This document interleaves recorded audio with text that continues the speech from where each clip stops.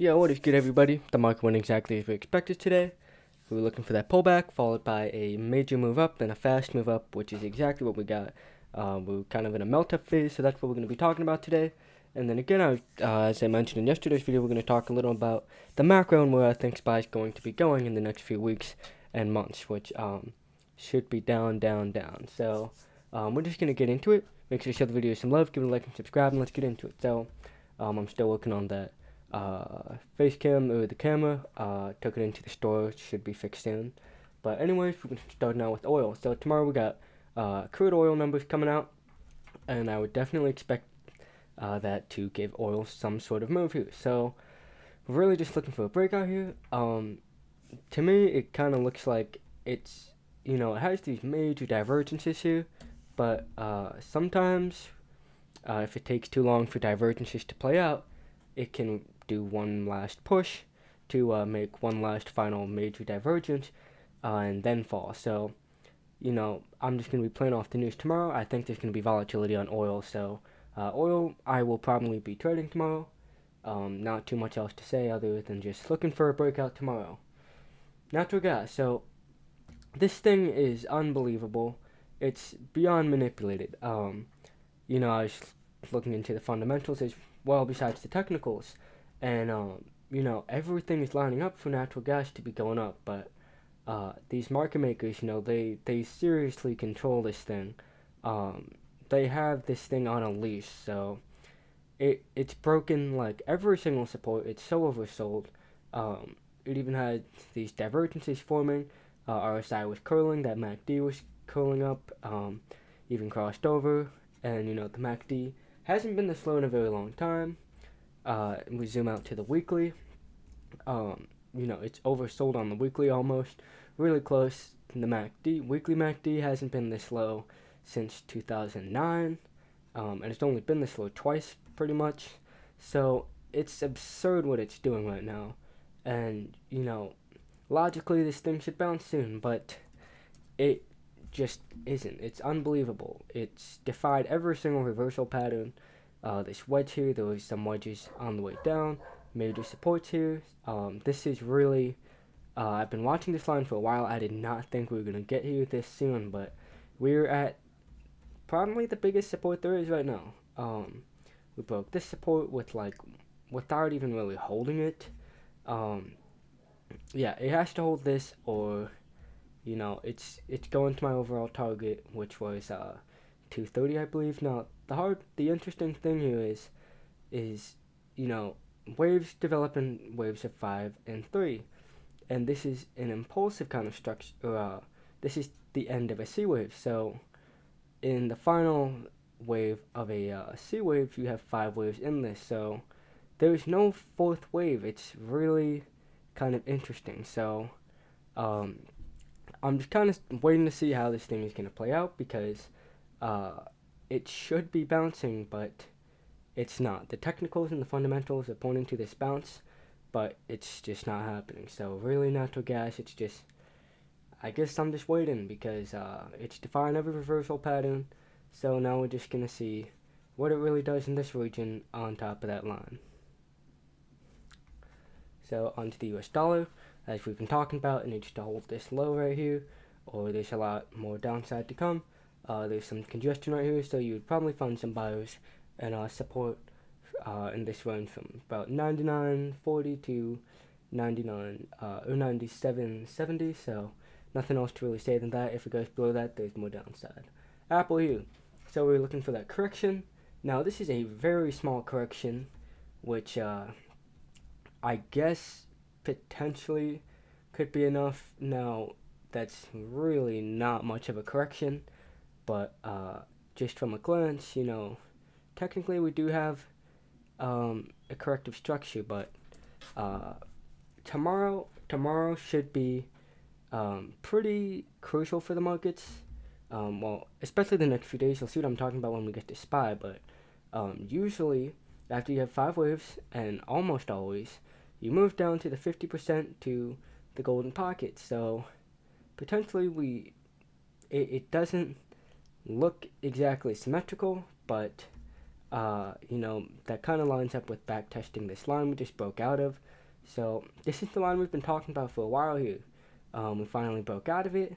That wedge pattern you can see here. Kind of a lot of lines, but if you can look through it, you can see it. This line and this line. So we broke that upper line with 5 waves, so it's an impulsive structure, which would most likely lead to further upside. But I don't know if that's enough of a correction. I think the next 2 days will tell. So I'll be able to give a little more information on what I'm looking at the markets when we get to SPY. Tesla, again, sitting at my target that I've been looking for since we got to 101. That's just that supply zone where it was very likely to return to just see what the traders are going to do here. Because there's a lot of sellers here. You can see it's having trouble here. It got rejected yesterday, or was that yesterday? 2 days ago, whatever day this was. Pretty harsh rejection and then shot right back up. So it's in a supply zone, but if it gets over the low 150s, you're not going to see much resistance up here, I don't think. So 153 I think is the level to watch, or just to be, I would say 153 to 151. So right around here, put a line there. If you get over it, you could really see some continued melting up here. But for now, we're just going to have to see how it does in the supply zone. Amazon, I was talking about how we kind of need a breath. Now, consolidation can count as a breath, I guess. This could be bull flagging, where you have kind of this like channel, a descending channel, and these end up breaking out to the upside. They break out. So this could be a bull flag. This, I guess, can count as a breath. Some consolidation. If not, we have some supports we could test. This line, even that downtrend. You got quite a bit of volume here and here, so you can see this. There's definitely some traders distributing their shares at these 2 price levels. So that's what I've been saying for a couple weeks now. Actually, when we were down here, I said there's a chance we could actually trade sideways, kind of oscillate around this region, because if you look, this is kind of in a bell-shaped curve, and in these bell-shaped curved volume nodes, you'll see this kind of this people taking positions in the center, and then they distribute them as it goes to the outer ranges of that volume node. So potentially we could trade sideways. We'll see if we can get over this. I would say 99ish. You could probably see a good push up, and the big spot is that gap, 110 to 105. You can see there's somewhat of a volume gap here. So we'll see how it does around this level. Same thing kind of at a supply zone. We'll see if the sellers can prevail here, or if we break out of this region. So biotech here. I want to take the inverse of this. So if this breaks this support, I'd be taking LabD. Now LabD just filled a gap, so that could have been incentive for it to go down before just continuing up. But I would not want to do this without confirmation, because if it breaks out of this range, it's been consolidating for several months. So the breakout is going to be absolutely disgusting. If it breaks to the upside, if it breaks out of this range, it's going to go parabolic for, I would say, several days straight, because look, it's been consolidating for since September. So whichever way it breaks out, it is going to be insane, and you're not going to want to miss this move, whichever side it breaks out. And the main ETF to be watching is XBI, that biotech ETF. Again, it's testing resistance, so interesting spot here. There's definitely a lot of resistance in this region, and that's what we've been saying. I put this box here, like I believe it was last week, just saying we're going to see what it wants to do around here. See if it can, get out of this area, or not. So yeah, we're just going to have to see how it reacts with this trend line, see if we're going to get rejected, or ultimately get a major breakout. On to semiconductors. So yesterday I was looking for this to get a up move to some degree, and we actually did, but that move didn't last too long, and that was kind of what we were expecting with the overall market. We were looking for a pullback, there were the two scenarios. Go back to my last video, but I said either we move up, then we get a major correction, or we continue moving down, and then we get a major move up, followed by a major correction after some moving up. So I'll talk about it, clarify that a little bit, but so everything's really been going according to plan. We got that bounce. It didn't last very long. So you can see we got shut down pretty hard near these previous lows. So it's got to reclaim this. It's really got to get above these prior lows here, back into the 27s, or it's looking rough because there's not really any support underneath. So we'll see how this goes tomorrow and Friday. The VIX here, we've been talking about this gap down here. There's really not too much to say about the VIX, but if anyone's familiar with Hurst cycles, Hurst theory, the VIX should be bottoming around now. So it's a little tricky. The markets are on the verge of a major melt-up, but Hurst theory cycle analysis is there's a lot of things also pointing to a downside move now. So it's a pretty tricky area. We're going to talk about that in a little bit. But the VIX got this gap here. That's really that's what I see is the main incentive for VIX to move towards. Other than that, we're just going to have to wait and see. It's really holding this low right here, trying not to fill that gap. It's also holding this support line that we had back here. So very interesting. We'll see if VIX gets under that and fills that gap. So on to SPY here. So this morning, really unfortunate. I went long right, where did I go long? I went long right here with a stop at this low, and it did the stop loss hunt. So I knew this move was going to happen. I was looking for a major move to the upside, and they stopped me out. Really unfortunate. I believe I caught some of this move here, but I didn't really want to chase this move just because I'm not a fan of chasing. I don't really like chasing momentum plays. I'd rather catch reversals because it's much safer and easier to play rather than counting on traders to continue pushing momentum in a direction. So I caught some of this upper move, and I also shorted this move right here because I saw a completed 5 waves up right here. And other than that, I was looking for a top around 389 to 399, but that actually got blasted through, and so which I was expecting a short, so I took a short around here, and I closed it right at end of day around break even. But regardless, it's looking incredibly bullish here, but it needs to get through this resistance zone.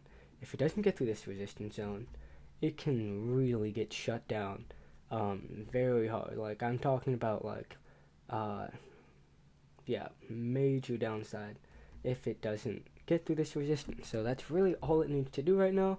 There's a lot of resistance trend lines, right? Well, not a lot, but you can see what I'm talking about. You got a resistance line right here, got a resistance line right here, that have been proving to be giving some trouble to SPY. So interesting spot here. Divergence wise, I don't think we have any. I want to take just confirm. We're gonna take a look at the hourly charts.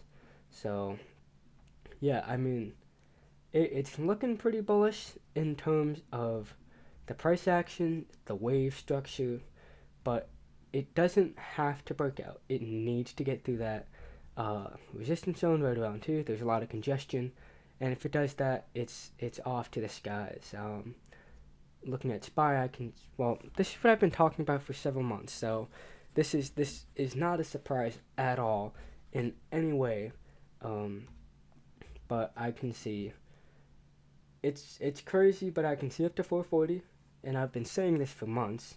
But yeah, it's a pretty massive range here. I think we can stop at anywhere from 410 to 440. So the way we can figure out if it's kind of what it wants to do. So the main target I have is 420. If it wants to extend, it can see up to 440 in my opinion, because I've shown you guys this multiple times here. This is very likely a major correction. We've had 5 waves down in 2022, and now this is just a corrective wave which can take us all the way up to new 440. So this is a possibility. Don't be surprised if that happens. We've been consolidating underneath this trend line for literally, what is this, a year? Over a year. So yeah, just a little over a year. So there's a lot of shorts. There's a lot of shorts to squeeze out still. So don't leave 440 out of the picture. If we get through this resistance zone right here, you can see some serious moving up here because there's not a lot of resistance above that.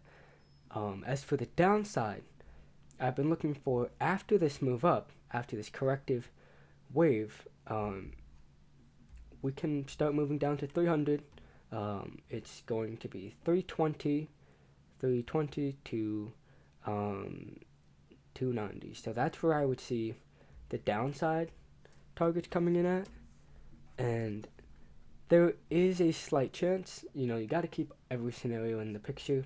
It's beyond unlikely, but there's a chance we could make a new high and move up into the 500. So that's not a scenario I'm favoring, and I would only start looking at that if we start invalidating this corrective move, which would take a couple months to really kind of validate as a possibility that I'm looking at. But you would need a structure. Let me clear this up a little.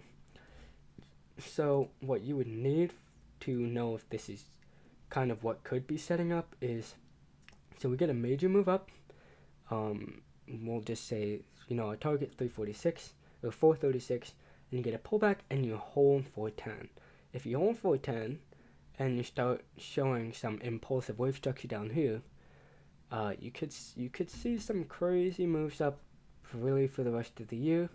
You get a decent correction followed by another massive move up into the 500s. Now, I'm not favoring this at all. We're in a bear market, quantitative tightening. It's not looking good for the markets at all, but there's a lot of shorts in the market, and you got to keep that as a possibility. So we're just gonna have to see how it does tomorrow. If it doesn't hold up, we could be moving right back down to 390, because I don't think I showed you the scenario yet, and this is one you really need to be aware of. I'm not exactly favoring it, but there's a chance today was a corrective move. So we actually have to zoom in even closer here. So a corrective wave structure is an ABC, which is just 3 waves up. So this would result in us moving down to at least 391. So it's not something I'm favoring, but it's a possibility. So the overall structure would look something like this, which is a corrective structure, and it would have to hold 390. So it's a really important area for the markets right now.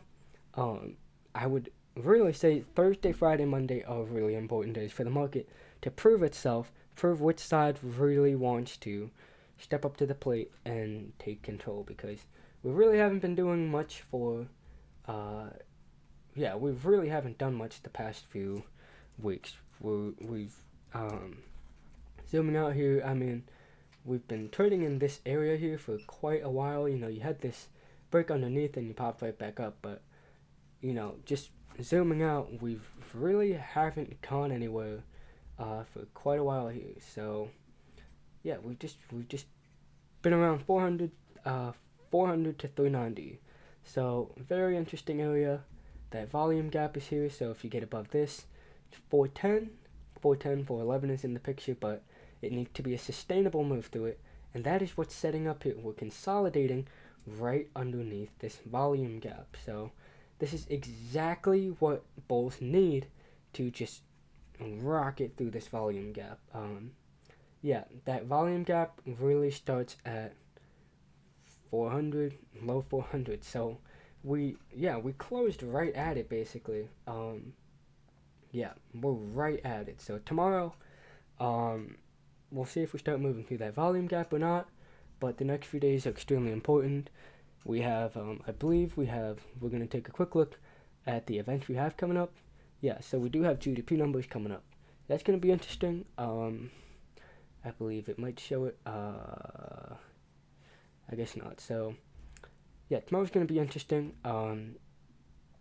Well, I think we could get some action in pre-market. See if we move for that volume gap or not. So uh, we'll see what the market wants to do tomorrow. That's where I'm gonna leave this video. If you watched the whole thing through, show it some love, give it a like and subscribe, and peace out, guys.